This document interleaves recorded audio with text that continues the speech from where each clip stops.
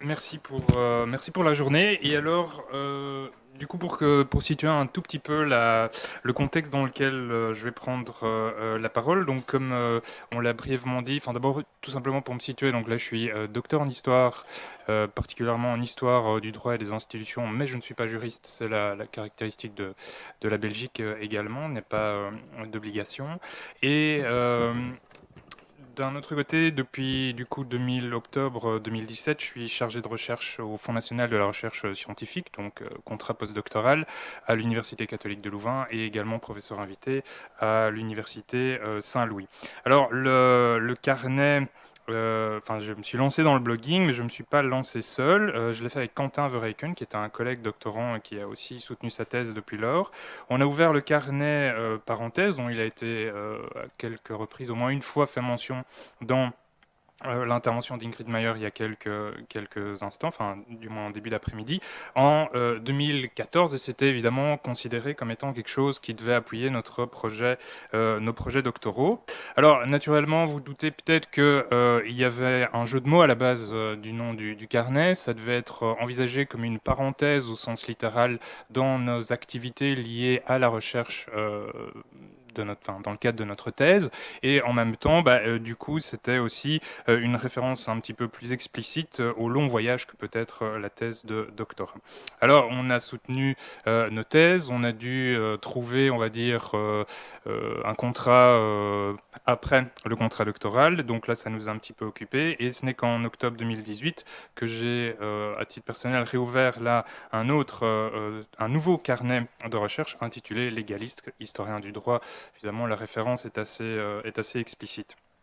Alors, je m'apprêtais il y a quelques jours à vous concocter une belle présentation bien articulée, bien réflexive, tout comme il faut. Et puis justement, je suis tombé sur les travaux d'Ingrid Mayer, parce que dans un de ses derniers articles, publié sur la revue Argumentation et Analyse du discours, eh bien, elle analyse deux carnets de recherche, et un des deux est en fait parenthèse.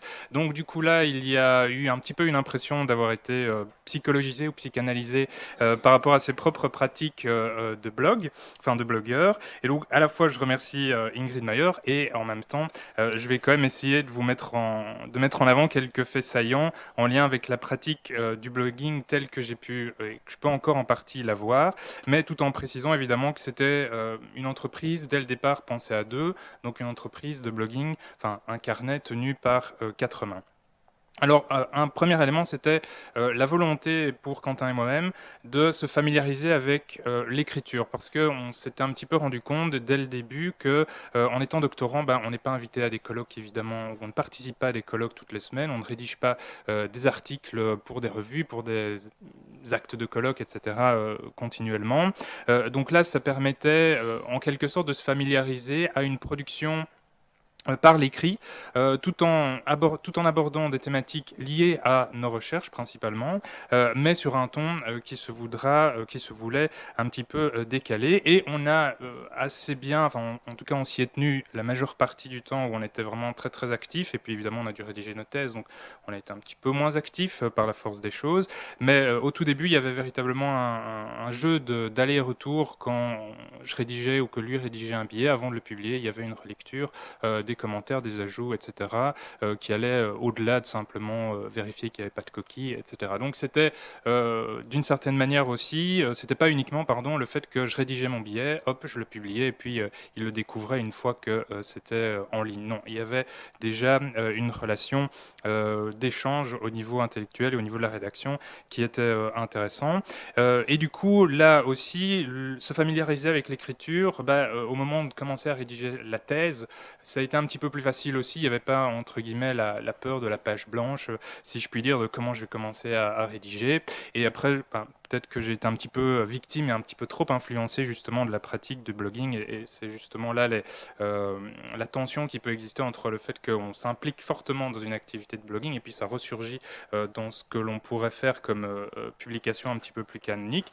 Et donc là, il y a un petit peu aussi un va-et-vient à ce niveau-là. Alors, il y avait se familiariser avec l'écriture qui était un élément important pour nous.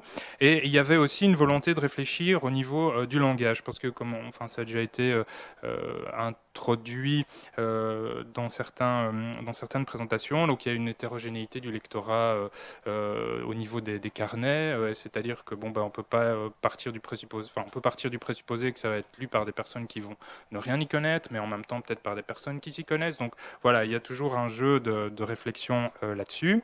Alors sur parenthèse, en fait là j'avais tendance à privilégier, et Quentin aussi, un langage très très libre, vraiment très très libre, mais finalement à y réfléchir un petit peu, assez codifié avec un appareil critique, etc.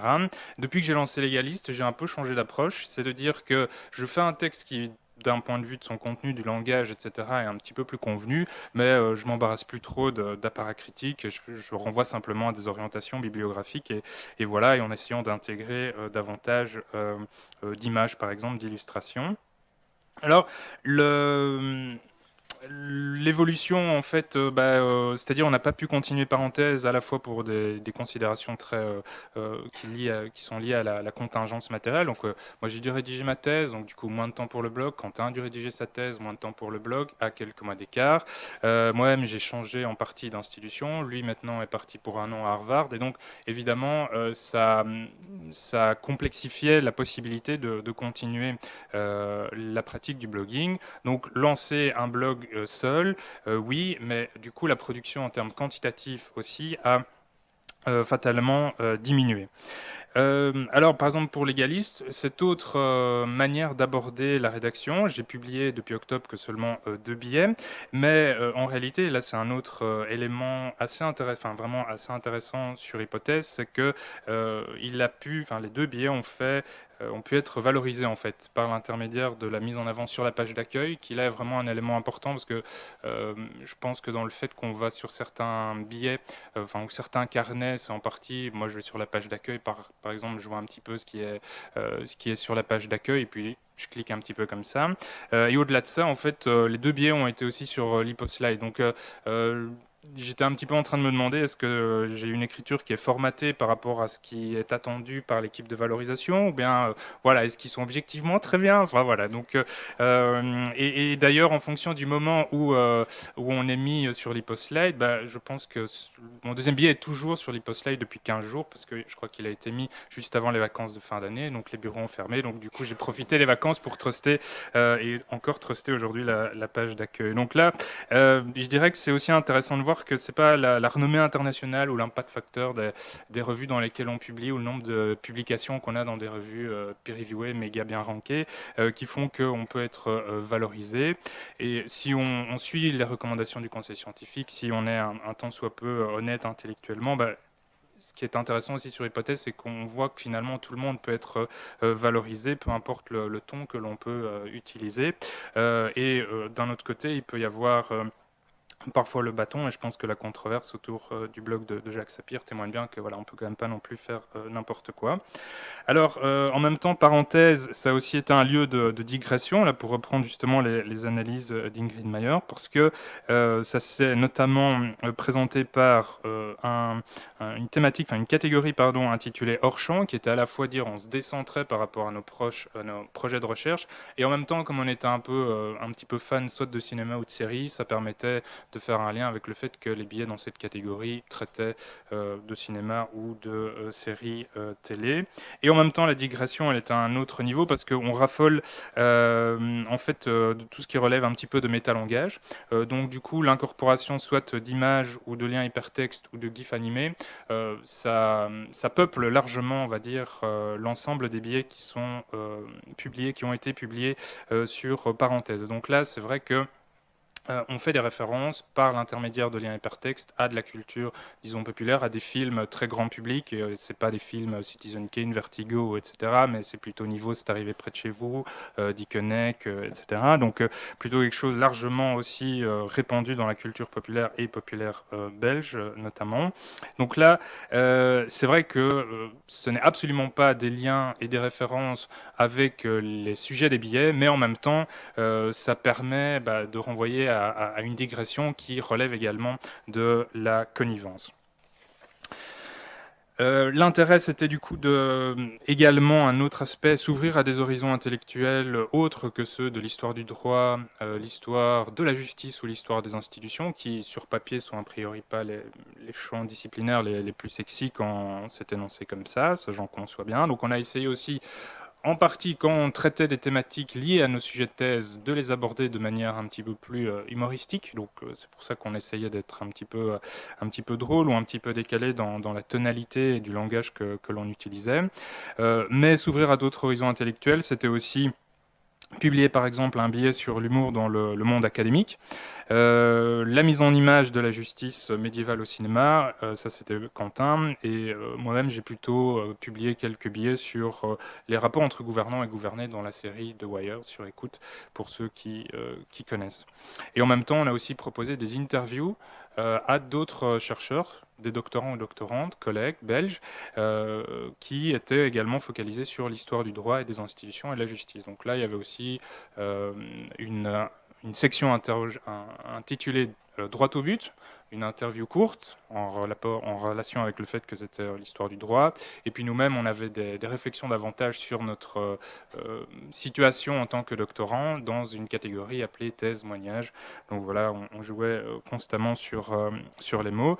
Alors sans doute qu'il y a par le biais de ce type de biais, en fait, l'opportunité de produire une sorte de métadiscours sur l'écriture scientifique, pour toujours citer Ingrid Mayer, et qui renvoie au final au vécu du chercheur, au vécu qui était le nôtre, celui de Quentin et moi-même, durant la période de thèse. Donc, ça pourrait potentiellement renvoyer à des situations évidemment hors recherche, déliées, tout renvoi explicite à nos thématiques. Moi, je travaille sur l'élaboration de la législation à la fin du XVIe et du XVIIe, et Quentin sur le droit de grâce au XVe. Donc voilà, on ne travaille pas véritablement sur les séries ou le cinéma.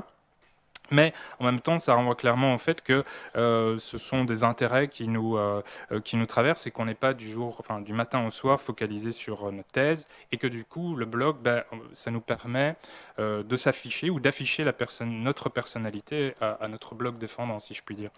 Alors, cette pratique de s'ouvrir à d'autres horizons intellectuels, elle s'est vite aussi couplée avec la quasi-obligation de s'engager sur les réseaux sociaux. Donc là, par exemple, Quentin Verreken et moi-même, on n'était pas sur Twitter, pardon, avant de le lancer, parenthèse. Et en fait, on a eu des collègues qui étaient sur Twitter qui nous ont dit, ah, oh, tel et un tel, notamment Emilien Ruiz, a cité votre article. On était là, c'est qui Emilien Ruiz, devenir historien, Carnet, jamais entendu parler, alors que c'était sans doute le plus gros qui existait à l'époque. Donc, on va tester un peu Twitter, et de fil en aiguille, on a publié sur Devenir historien. À titre individuel, moi j'ai invité Emilien Ruiz à venir faire une intervention dans un colloque qu'on organisait à Bruxelles avec Pierre Mounier également. François Paco est venu faire une formation à l'Université Saint-Louis où je faisais ma thèse pour introduire à Hypothèse et au blogging scientifique. Donc là, ça permettait, par l'intermédiaire du blog, on est arrivé sur les réseaux sociaux, et également de réseauter, et de pas simplement réseauter en ligne, mais de rencontrer également d'autres chercheurs, et on a pu également publier sur le carnet / revue Silzel, et tout ça par le fait en fait de notre activité de blogging, d'avoir potentiellement un ton que d'aucuns jugeaient décalé, et de pouvoir dès lors en arriver à une production un petit peu particulière. Alors c'est vrai que c'est un petit peu ça peut être un petit peu dangereux, parce que je l'avais noté quelque part, j'ai reçu une évaluation pour une publication où justement par rapport au langage, on m'a un peu rappelé à l'ordre, parce que j'utilisais un vocabulaire qui était jugé, je cite, trop à la mode. Et donc là, il y a une espèce de justement hybridation, ou en tout cas porosité, entre le fait que, à force d'avoir blogué, il y a des réflexes qui peut-être interviennent dans le cadre de publications on va dire scientifiques, canoniques, et qui peuvent potentiellement juger, heurter encore certaines susceptibilités. Mais quoi qu'il en soit, je pense que c'est un petit peu comme ce que disait Caroline Muller ce matin. J'ai jamais connu un monde scientifique sans blog. sans carnet de recherche. Donc d'une certaine manière, moi, ça fait partie un petit peu de l'horizon de la recherche scientifique telle que je la conçois. Et c'est important, me semble-t-il aussi, de pouvoir intervenir sur à différents niveaux, et qui du coup permet de s'adresser à différents publics aussi. C'est ce que je crois Olivier Hersched soulignait dans un de ses derniers billets sur Affordance. Et du coup, là, je pense aussi que c'est vraiment un élément déterminant, une conviction que le blogging scientifique, de par les possibilités formelles qu'il offre, doit continuer à acquérir en fait des lettres de noblesse et pas simplement être d'une certaine manière mise en avant comme un vœu pieux que c'est important, mais qu'en réalité, voilà, ça répond juste à des critères pour l'obtention de, je sais pas moi, de contrats ou ce genre de choses-là, mais qu'il y a vraiment un investissement personnel qui doit pouvoir être fait par le biais des carnets. Voilà, je vous remercie. Merci beaucoup.